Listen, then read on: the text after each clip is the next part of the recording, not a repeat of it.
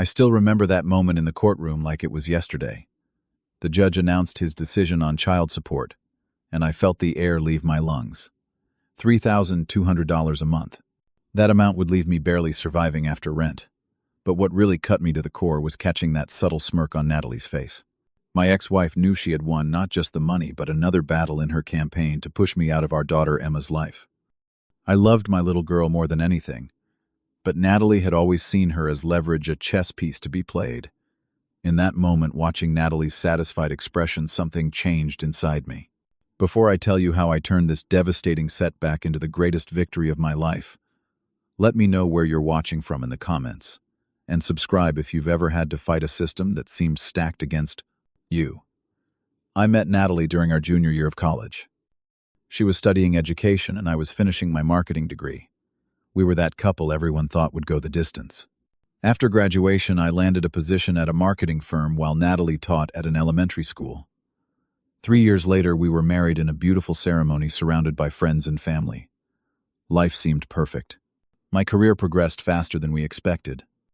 By 28, I was promoted to marketing executive, which came with more responsibility, but also a substantial pay increase. We bought our first house in a neighborhood with excellent schools, planning for the family we wanted to start. When Emma was born 2 years later, I experienced a kind of love I never knew existed. This tiny human with my eyes and Natalie's smile became my whole world. Natalie decided to leave teaching to stay home with Emma, which I fully supported. I took on extra projects to make up for the lost income, often working late to ensure we maintained our comfortable lifestyle. Looking back, this was when the cracks began to form. Natalie started complaining about my hours, saying I was missing important moments in Emma's life.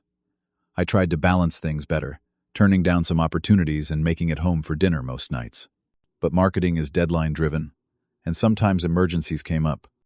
When Emma was 6, I missed her school play because a major client threatened to pull their account requiring an emergency presentation. I still remember calling Natalie from the office, explaining the situation, promising to make it up to them both. "You always say that, Oscar," she had said coldly, "but you never do." 2 weeks later, I came home to find Natalie sitting at our kitchen table with a strange expression. "I want a divorce," she said flatly. No discussion, no suggestion of counseling, just a declaration that our 7-year marriage was over. When I asked why, she simply said, "You chose your career over your family. I am done waiting for you to show up." The separation period was brutal. Natalie insisted I move out immediately, claiming Emma needed stability. I found a small apartment 20 minutes away and tried to see Emma as often as possible, but Natalie created obstacles at every turn. She would claim Emma was too tired for visits, had last-minute playdates, or was feeling unwell. My time with my daughter dwindled to occasional dinners under Natalie's watchful eye. I suggested mediation to work out a fair custody arrangement, but Natalie refused. Instead, she hired Diane Hoffman, one of the most aggressive divorce attorneys in town. Meanwhile, I was stretching my finances thin between rent, household bills I still paid, and setting up my new place. The attorney I could afford was fresh out of law school, and clearly intimidated by Diane's reputation. The custody evaluation process felt rigged from the start. The evaluator spent hours with Natalie in our family home, observing her in Emma's established environment. My evaluation took place in my sparse apartment, where the evaluator noted the limited space and questioned the suitability for a child. My work schedule was scrutinized, while Natalie's role as a stay-at-home mom was praised as providing essential stability. In court, Diane painted me as a workaholic father who prioritized career over family. My occasional missed school events were presented as a pattern of neglect.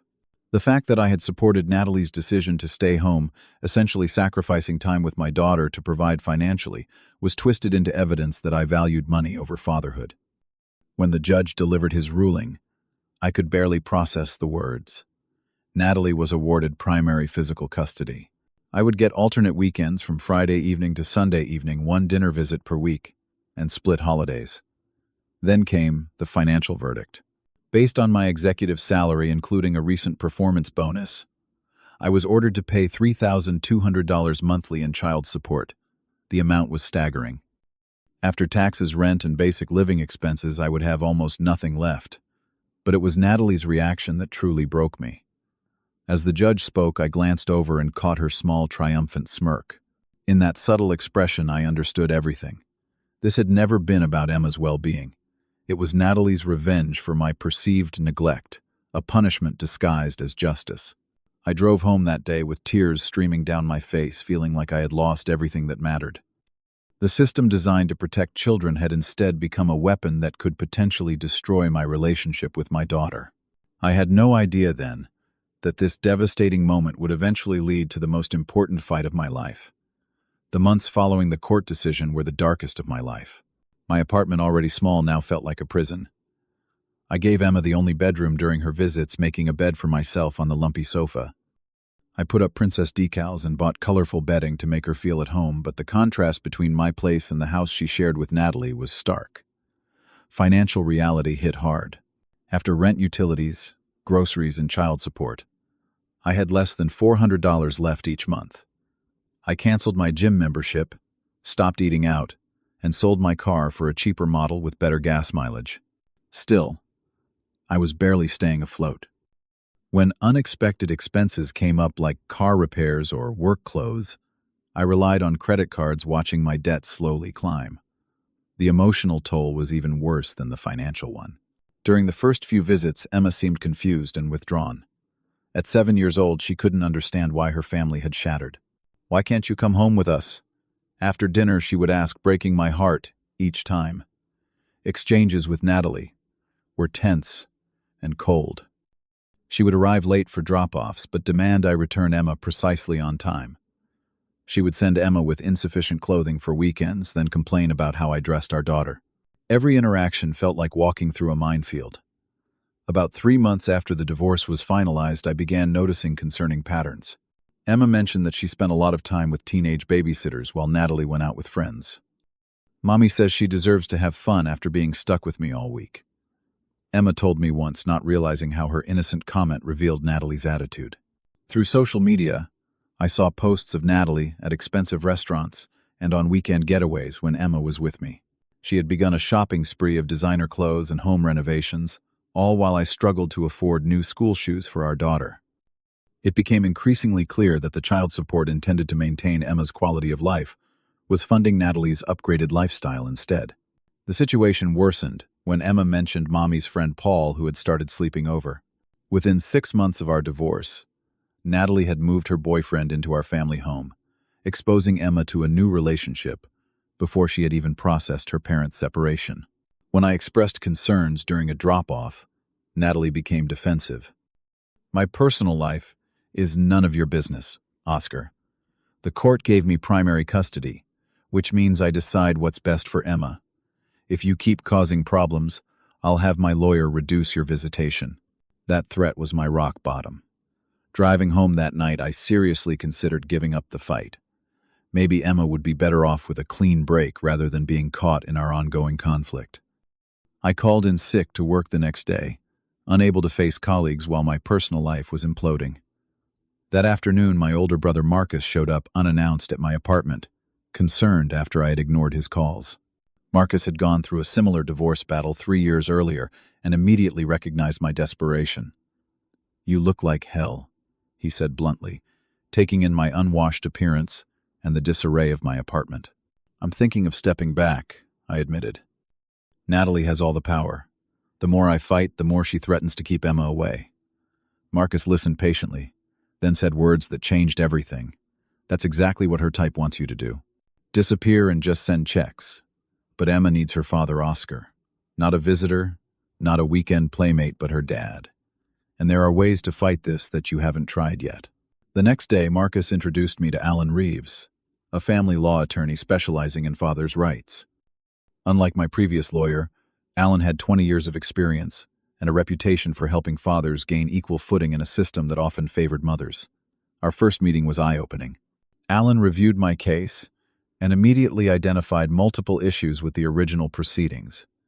"Your income was calculated incorrectly," he explained. "They included your one-time performance bonus as recurring income. And there was no consideration of Natalie's earning potential as a licensed teacher who chose not to work."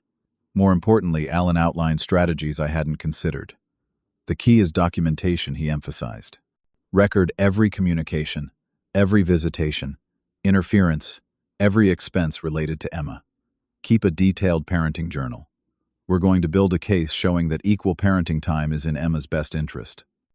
Alan explained that courts were increasingly recognizing the importance of both parents having meaningful involvement in their children's lives. The trend was moving toward equal custody arrangements when both parents were capable caregivers. But you need to understand something, Alan warned. This isn't about winning against Natalie. This is about creating the best possible situation for Emma. Stay focused on that goal, and you'll make better decisions. That meeting marked the beginning of my transformation. I started seeing a therapist to manage my anger and depression. I joined a support group for divorced fathers, where I learned I wasn't alone in my struggles. Most importantly, I began to see myself not as a victim of the system, but as an advocate for my daughter's right to have both parents fully involved in her life. I created a documentation system recording every communication with Natalie in a dedicated notebook. I installed a co-parenting app that tracked all our messages. I kept receipts for every expense related to Emma, from school supplies to medical costs. I began building a case methodically and patiently, knowing this was a marathon, not a sprint. The turning point came during a conversation with Emma, about 4 months into my new approach. We were having dinner at my apartment when she looked up from her pasta and said, "I wish I could see you more, Daddy. 2 days is too short." In that moment, I knew that no matter how difficult the battle ahead might be, it was one worth fighting. Not for myself, not against Natalie, but for my daughter's right to have her father fully present in her life. With Alan's guidance, I began implementing a strategic plan to modify our custody arrangement. The first step was becoming more involved in Emma's life, beyond my designated visitation times. I contacted Emma's school and introduced myself to her teachers, explaining our custody situation and requesting to be included in all communications. I signed up for the school's parent portal to track her assignments and attendance. I volunteered for her class field trip, using a personal day from work to attend. My next step was addressing my work schedule. I approached my boss, Frank, and explained my situation honestly. "I need to be more present for my daughter," I told him. "I'm still committed to this company, but I need a more flexible arrangement." To my surprise, Frank was understanding. His own parents had divorced when he was young, and he remembered the impact of his father's absence. We worked out a modified schedule where I could leave by 5 on most days, making up hours early in the morning or from home after Emma's bedtime. This flexibility became crucial evidence that I could balance work and parenting responsibilities. Meanwhile, I documented every aspect of our current arrangement. When Natalie was 20 minutes late for exchanges, I noted it without confrontation. When she sent Emma, without proper winter clothing or needed medications, I calmly purchased what was needed and kept receipts. When she canceled my Wednesday dinner visit because Emma suddenly had a playdate, I recorded it without argument. Through Emma's innocent conversations, I learned that Natalie's boyfriend, Paul, had essentially moved in full-time. Emma mentioned sharing the bathroom with Paul's shaving stuff and how Paul makes breakfast on weekends. This cohabitation was significant, as it could affect the financial considerations of our divorce agreement. I also discovered through social media that Natalie had taken 3 weekend trips with Paul when Emma was with me, posting photos from expensive resorts with captions like, "Deserving this luxury," and "Living my best life." Meanwhile, Emma mentioned spending multiple evenings each week with teenage babysitters while Natalie went out. After 6 months of documentation, I had compiled substantial evidence that Natalie was not utilizing her parenting time appropriately. I also had proof of her cohabitation with Paul, which could justify recalculating support based on their shared household expenses. Alan helped me prepare a motion for modification of custody, requesting equal parenting time and a recalculation of child support. Our filing included affidavits from Emma's teacher about my increased involvement, documentation of Natalie's babysitter use during her parenting time, evidence of cohabitation, and a proposed 50/50 parenting schedule that would provide Emma with stability while allowing meaningful time with both parents. The most strategic element was our request for a right of first refusal provision. This would require Natalie to offer me parenting time before hiring babysitters, allowing me to care for Emma rather than strangers during Natalie's work or social activities. Filing the motion was nerve-wracking.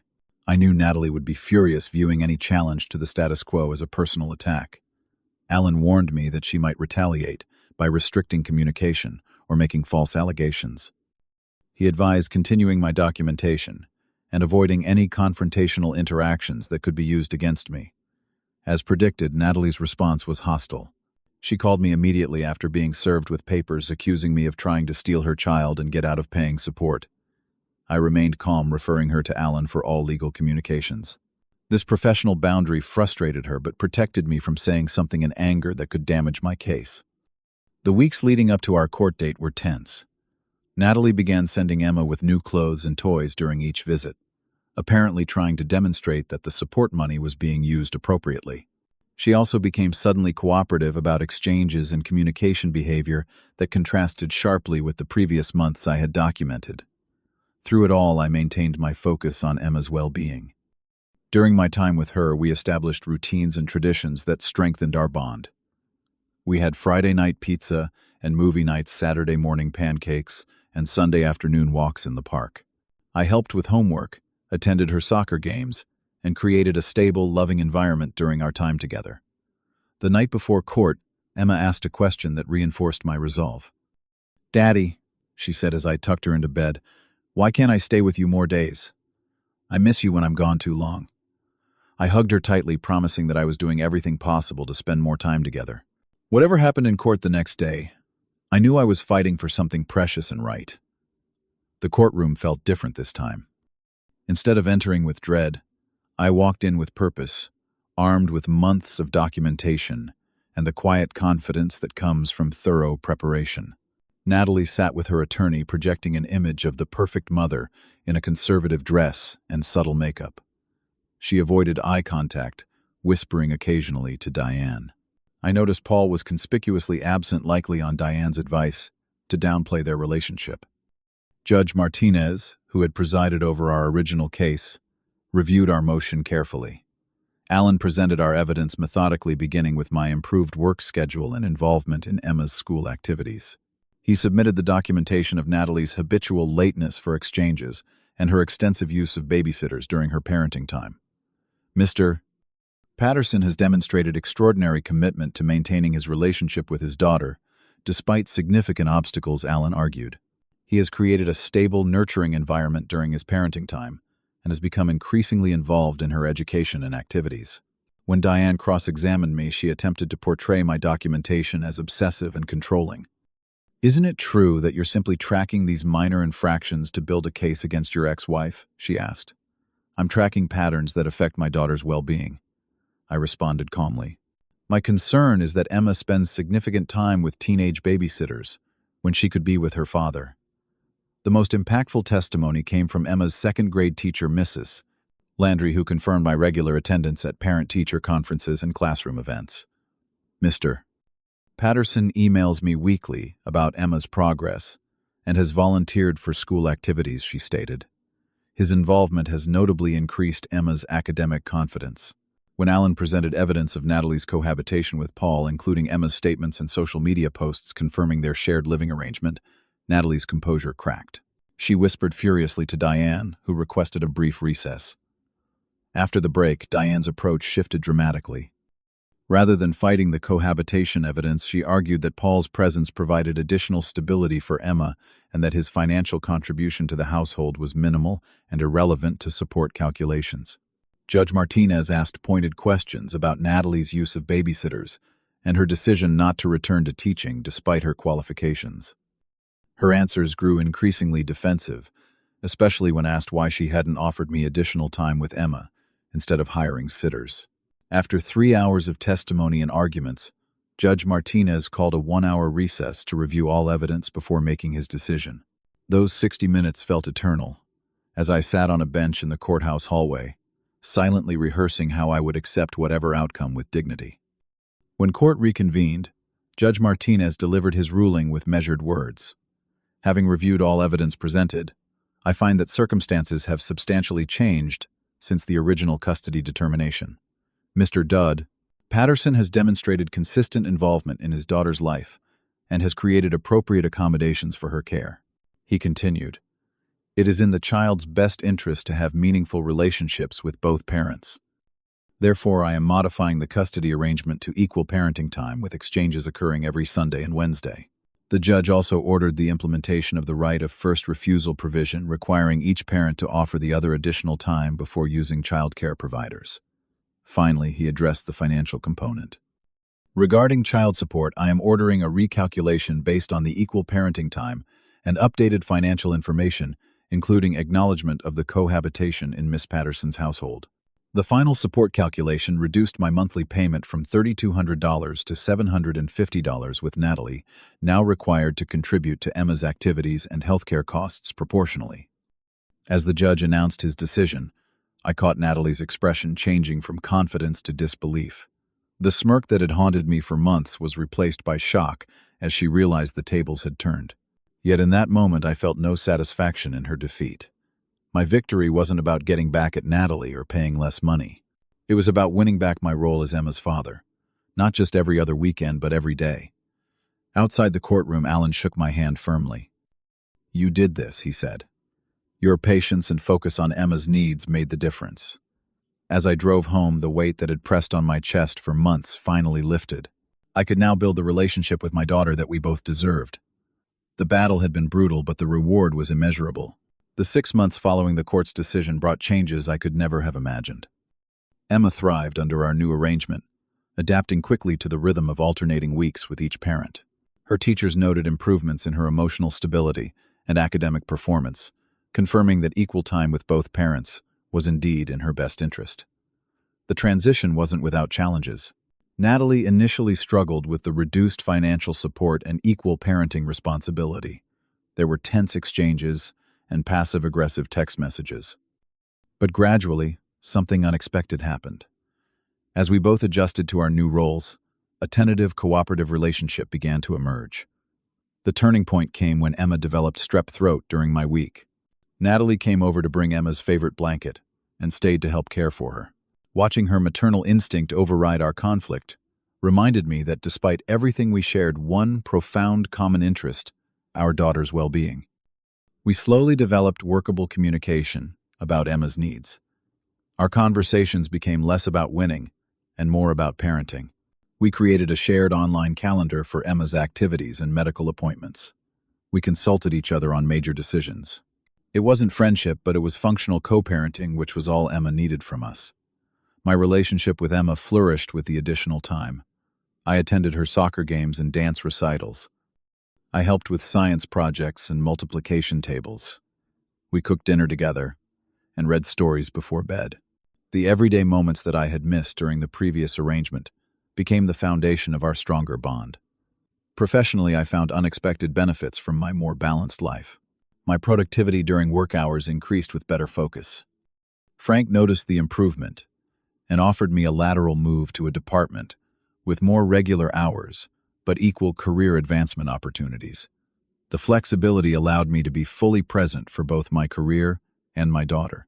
Perhaps the most meaningful outcome was the opportunity to help others. When word spread about my successful modification case, other fathers began reaching out for advice. With Alan's encouragement, I started a support group for parents navigating the family court system, sharing resources and emotional support. At our monthly meetings, I emphasized the approach that had worked for me: meticulous documentation, emotional regulation, and unwavering focus on the child's best interests. Most importantly, I stressed that the goal wasn't to beat the other parent, but to establish a healthy parenting partnership. Looking back, that devastating day in court when Natalie smirked at the original ruling became a catalyst for positive change. Had she shown compassion instead of triumph, I might have accepted the unfair arrangement indefinitely. Her moment of revealed true character ultimately motivated me to fight not just for myself, but for Emma's right to have both parents fully engaged in her life. The most valuable lesson I learned was that true victory in family court isn't measured by support dollars or parenting schedules. It's measured by your child's well-being and the legacy of resilience you demonstrate during their formative years. Emma is now 9, a vibrant, confident girl who knows without doubt that both her parents love her. When she recently said, "I love our family just the way it is now," I realized that our broken marriage had ultimately given way to something unexpected, a different kind of family, but one that works. Have you faced an uphill battle that seemed impossible to win? Share your experience in the comments below. If you found value in my journey, please like this video and subscribe for more stories about overcoming life's unfair challenges. And if you know someone fighting a similar battle, Share this video with them as a reminder that sometimes the greatest victories come after our most painful defeats. Thank you for listening, and remember, the fight for what matters is always worth it.